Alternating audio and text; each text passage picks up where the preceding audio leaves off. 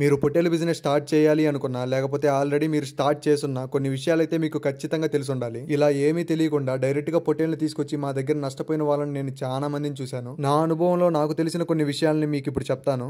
నాకు ఈ అనుభవం ఈ రోజు వచ్చింది కాదు. గతంలో నేను కూడా ఎన్నో గొర్రెల్ని ఎన్నో పిల్లల్ని పోగొట్టుకున్నాను. అవన్నీ చూసి వాటి నుంచి నేర్చుకున్నదే నేను మీకు ఇప్పుడు చెప్పబోయేది. వీడియోని ఎక్కడా స్కిప్ చేయకుండా లాస్ట్ వరకు చూడండి. ఇలాంటి సమాచారం మరింత మంది రైతులకు చేరాలంటే మీరు ఒక్క లైక్ చేస్తే సరిపోద్ది. పొట్టేలు కొనేటప్పుడు చాలా మంది చేసే తప్పు ఏంటంటే చిన్నపిల్లల్ని తీసుకురావడం, అలాగే పిల్లల్ని రేట్ ఎక్కువ పెట్టి తీసుకురావడం జరుగుతుంది. చిన్నపిల్లలు తీసుకొచ్చారంటే మీరు ఖచ్చితంగా నష్టపోతారు. అవి దిగులు పడి మేత తినక జబ్బును పడి ఎక్కువగా చనిపోతాయి. పొట్టేలు పిల్లలు కొనేటప్పుడు కనీసం వాటి వయసు 4 నుంచి 5 నెలలు ఖచ్చితంగా ఉండాలి. ఆ 4 నుంచి 5 నెలలు ఉన్న పొట్టేలు పిల్లల్ని చాలా మంది జత 17,000 నుంచి 18,000 పెట్టి కొంటుంటారు. అంత రేటు పెట్టి కొన్నారంటే మీరు అమ్ముకునేటప్పుడు చాలా ఇబ్బందులు పడాల్సి వస్తుంది. ఇలా జరగడానికి ముఖ్యమైన కారణం అనుభవం లేకపోవడం. మీరు మొదటిసారి పొట్టేలు పిల్లలు కొంటుంటే మీతో పాటు ఈ ఫీల్డ్ లో బాగా అనుభవం ఉన్న వాళ్ళని మీతో పాటు తీసుకెళ్ళండి. బాగా అనుభవం ఉన్న వాళ్ళకి ఆ పొట్టేలు పిల్లలు ఎలా ఉన్నాయి, అవి ఎంత రేటు కొనొచ్చు, ఇవన్నీ తెలుసు కాబట్టి వాళ్ళు ఒక మంచి ధరకి మీకు ఆ పొట్టేలు పిల్లల్ని ఇప్పించగలరు. ఇప్పుడు నేను చెప్పబోయే ఇంకో విషయం మీకు అనుభవం ఉంటే తప్ప మీరు ఖచ్చితంగా తెలుసుకోలేరు. ఏ పిల్లకి ఎలాంటి జబ్బు వచ్చింది, ఆ జబ్బుని గుర్తించడం ఎలా అని మీకు ఖచ్చితంగా తెలిసి ఉండాలి. వీటి గురించి తెలియాలంటే మీకు ఖచ్చితంగా అనుభవం ఉండాలి.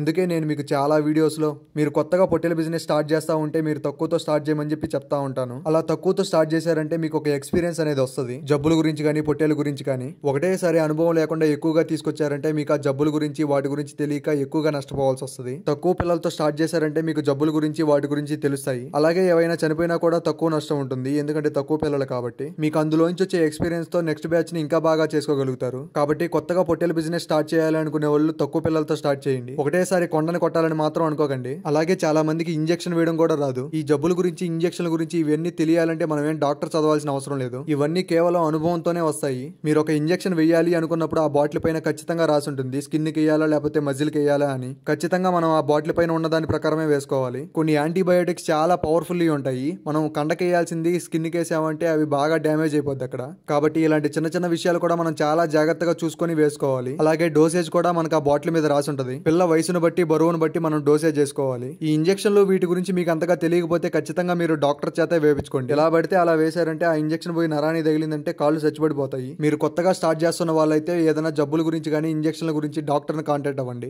మీరు ఎన్ని వ్యాక్సిన్లు వేపించినా కూడా కొన్ని జబ్బులు అయితే ఖచ్చితంగా వస్తుంటాయి. ఆ జబ్బు వచ్చినప్పుడు ఆ జబ్బును గుర్తించి వెంటనే ఇంజెక్షన్ వేసేలాగా చూసుకోండి. మీరు లేట్ చేశారంటే ఆ జబ్బు నుంచి రికవర్ అవడానికి ఛాన్సెస్ చాలా తక్కువ ఉంటాయి. ఒకవేళ మీ పొట్టేలు సాయంత్రం 6 గంటల టైంలో మేత మేయకుండా ఏదన్నా జబ్బు వచ్చిందని మీరు గుర్తించారంటే మీరు నైట్ పడుకునే లోపల ఖచ్చితంగా దానికి ఇంజెక్షన్ వేసి పడుకోండి. లేదు రేపు ఉదయాన్నే వేద్దాం అనుకుంటే మాత్రం ఆ జబ్బు బాగా ముదిరిపోద్ది. ఎందుకంటే పొట్టేలకి ఒక జబ్బు వచ్చాక నిద్ర చేసింది అంటే ఖచ్చితంగా ఆ జబ్బు బాడీలోకి బాగా ఇంకిపోద్ది. అలా ఇంకిపోయిందంటే అది రికవర్ అవడానికి చాలా తక్కువ ఛాన్సెస్ అయితే ఉంటాయి. కాబట్టి ఒక జబ్బుని గుర్తించిన వెంటనే ఇంజెక్షన్ వేసేలాగా చూసుకోండి. అలాగే చాలా మంది నష్టపోయేది ఎక్కడంటే వర్కర్స్ మీద డిపెండ్ అవడం. మీరు పూర్తిగా వర్కర్స్ మీదే కానీ డిపెండ్ అయ్యారంటే మీరు ఖచ్చితంగా పెద్ద మొత్తంలోనే నష్టపోవాల్సి వస్తుంది. సొంత వాడు చేసుకున్నంత ఇదిగా కూలివాడు ఎప్పుడూ చేయలేడు, ఎప్పటికి కూడా చేయలేడు. ఇంకా మీకు చేదోడు వాదోడుగా ఒక కూలివాడిని పెట్టుకున్నా మీరు మాత్రం ఎప్పుడూ వాటి దగ్గర ఖచ్చితంగా ఉండాలి. ఎందుకంటే అక్కడ డబ్బులు పెట్టింది మీరు, వాటిని జాగ్రత్తగా చూసుకోవాల్సింది మీరు, రేపు అవి అమ్ముకున్నాక లాభపడాల్సింది కూడా మీరే. ఇప్పుడు నేను ఎలా చెప్పానో మీ దగ్గర పనిచేసే వర్కర్ కూడా అలాగే అనుకుంటాడు. డబ్బులు పెట్టింది మీరు, లాభపడేది మీరు. నేను పనికొచ్చిన వాడిలాగే ఉంటా అంటాడు. సొంత వాడిలాగా పనివాడు ఎప్పటికీ అవ్వలేడు. కాబట్టి మీరు వర్కర్ మీద డిపెండ్ అయ్యి పొట్టేలు ఫామ్ స్టార్ట్ చేస్తా అంటే మాత్రం నేను ఖచ్చితంగా వద్దనే చెప్తాను. నేను ఇలా ఎందుకు చెప్తున్నా అంటే నా కళ్ళతో నేనే చూశాను. ఒక ఫామ్ లో ఒక వర్కర్ అజాగ్రత్త వల్ల వాళ్ళు ఎంతో నష్టపోయారు. ఎన్నో పిల్లలు కూడా చచ్చిపోయాయి. కనీసం ఆ వర్కర్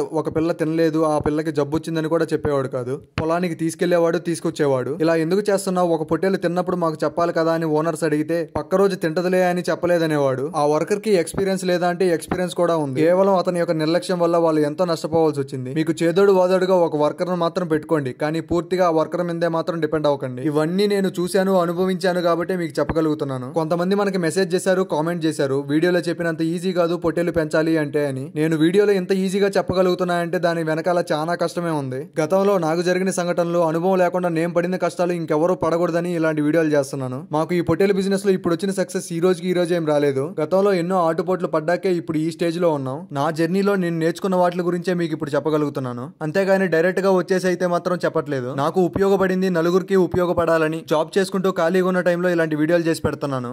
చాలా మంది షెడ్లు కూడా లక్షలు ఖర్చు పెట్టి మరి వేస్తా ఉంటారు. మీరు షెడ్ మీద ఖర్చు తగ్గించుకొని ఆ డబ్బులు పొట్టేల మీద పెట్టుకునేలాగా చూసుకోవాలి. షెడ్ మీద పెట్టిన ఏ ఒక్క రూపాయి కూడా మనకు తిరిగి వెనక్కి రాదు. అవే డబ్బులు మీరు పొట్టేల మీద ఖర్చు పెట్టారంటే మీరు లాభపడొచ్చు, అలాగే మీ డబ్బులు కూడా మీకు తిరిగి వస్తాయి. మీరు ఈ పొట్టేల బిజినెస్ కేవలం సమ్మర్ లోనే చేద్దాం, వానాకాలం వచ్చే లోపల అమ్మేసుకుందాం అనుకుంటే ఒక వాన పట్ట తీసుకొని 4 కర్రలు పెట్టి కూడా షెడ్ వేసేసుకోవచ్చు. ఆ షెడ్కి మీకు కేవలం 5,000 మాత్రమే ఖర్చు అవుద్ది. అది ఎండల నుంచి అప్పుడప్పుడు ఎండాకాలంలో పడే వానల నుంచి మీ పొట్టేలు కాపాడడానికి బాగా సరిపోద్ది. ఎండాకాలంలో పొట్టేల్ని మనం 4-5 నెలలు మాత్రమే పెంచుతాం కాబట్టి ఈ 5,000 రూపాయలతో వేసిన షెడ్ మనకి బాగా సరిపోద్ది. లేదు మీ దగ్గర ఎండాకాలం గానీ వానాకాలం గానీ సంవత్సరం మొత్తం మీ దగ్గర పొట్టేలు పెంచాలి అనుకుంటే మాత్రం ఒక 50,000 నుంచి 1,00,000 రూపాయలు ఖర్చు పెట్టి మంచి రేకులతో ఇలా స్టాండర్డ్ గా షెడ్ వేసుకోండి. ఇలాంటి షెడ్ మీకు పొట్టేలకి పనికొస్తుంది, ఆవులకి పనికొస్తుంది, గేదెలకి పనికొస్తుంది, అలాగే కోళ్ళకి కూడా పనికొస్తుంది. నన్ను చాలా మంది అడిగిన క్వశ్చన్ ఏంటంటే ఎలివేటెడ్ షెడ్ గురించి చెప్పమని చెప్పారు. నేను ఎక్కడ మన వీడియోస్ లో ఈ ఎలివేటెడ్ షెడ్ గురించి ఎప్పుడూ చెప్పలేదు. ఈ ఎలివేటెడ్ షెడ్ లో మనం ఒక 100 పొట్టేలు పెంచాలనుకుంటే ఆ షెడ్ వేయడానికి మనకి కనీసం 15 నుంచి 20 లక్షలు ఖర్చు అవుతుంది. ఈ ఎలివేటెడ్ షెడ్ వల్ల లాభాలు ఉన్నాయి, నష్టాలు ఉన్నాయి. వాటి గురించి చెప్తా చూడండి. ఫస్ట్ లాభాల గురించి మాట్లాడుకుంటే ఎలివేటెడ్ షెడ్ లో పొట్టేలు పెంచామంటే మనకి జబ్బులు చాలా తక్కువ వస్తాయి. అవి బయట ఎక్కడ తిరగకుండా ఎప్పుడు ఎలివేటెడ్ షెడ్ లోనే ఉంటాయి కాబట్టి వాటికి జబ్బులు వచ్చే అవకాశాలు అయితే చాలా తక్కువ ఉంటాయి. అలాగే మనకి శ్రమ కూడా చాలా తగ్గుద్ది. ఎలివేటెడ్ షెడ్ వల్ల లాభాల కంటే నష్టాలే ఎక్కువ ఉన్నాయి. మీరు ఒక మధ్య తరగతి వ్యక్తి అయ్యండి మీరు ఎలివేటెడ్ షెడ్ పెట్టాలనుకుంటే మీకు ఇది చాలా ఖర్చుతో కూడుకున్న పని. మీరు లోన్ తెచ్చి పెట్టినా కూడా ఆ లోన్ కట్టడానికి మీకు కనీసం 10 సంవత్సరాలు పట్టుద్ది. ఈ ఎలివేటెడ్ షెడ్ మీరు కేవలం పొట్టేలకు మాత్రమే ఉపయోగించగలరు, ఇంకా దేనికి ఉపయోగించలేరు.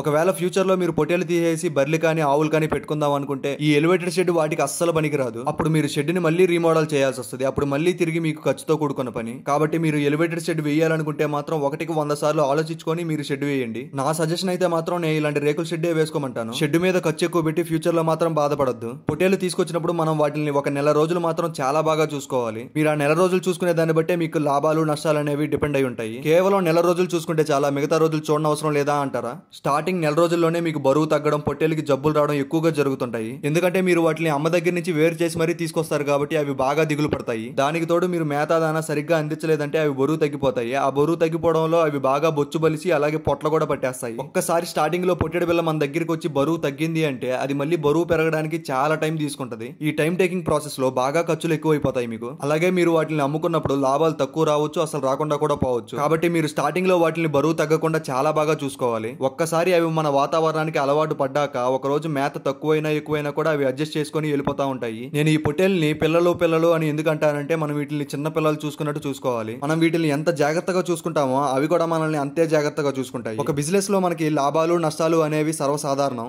మీకు ఈ పొట్టేలు బిజినెస్ లో ఒక్కసారి అనుభవం వచ్చాక మీకు ఇంకా నష్టాలు ఉండవు. ఒక ఫ్రెషర్ అయినటువంటి సాఫ్ట్వేర్ ఎంప్లాయ్ ఎంత సంపాదించుకోగలరో మీరు కూడా నెల అంత సంపాదించుకోగలరు. అది కూడా మన ఇంట్లో ఉండి మనకు నచ్చిన పని చేసుకుంటూ. మీరు అనుభవం లేకుండా ఈ పొట్టేలు బిజినెస్ లో వచ్చారంటే ఖచ్చితంగా నష్టపోతారు. మీరు చిన్నగా స్టార్ట్ చేసి చిన్నగా ఎదగండి. అంతేకాని ఒకటేసారి కొండను కొడదామంటే మాత్రం ఈ పొట్టేలు బిజినెస్ లో అస్సలు కుదరదు. ఒక్కసారి మీకు అనుభవం వచ్చాక మీకే అర్థమైపోద్ది వీటిలో ఎంత లాభాలు ఉన్నాయని. అప్పుడు మీరు కూడా నాలాగే తెలియని వాళ్ళకి ఈ బిజినెస్ గురించి చెప్పొచ్చు. ఈ బిజినెస్ లో అనే కాదు, ఏ బిజినెస్ లో అయినా కూడా మనకి ఎక్స్పీరియన్స్ అనేది ఖచ్చితంగా ఉండాలి. ఆ ఎక్స్పీరియన్స్ కోసం మనం కష్టపడాలి. అది వచ్చాక మనం లాభపడాలి.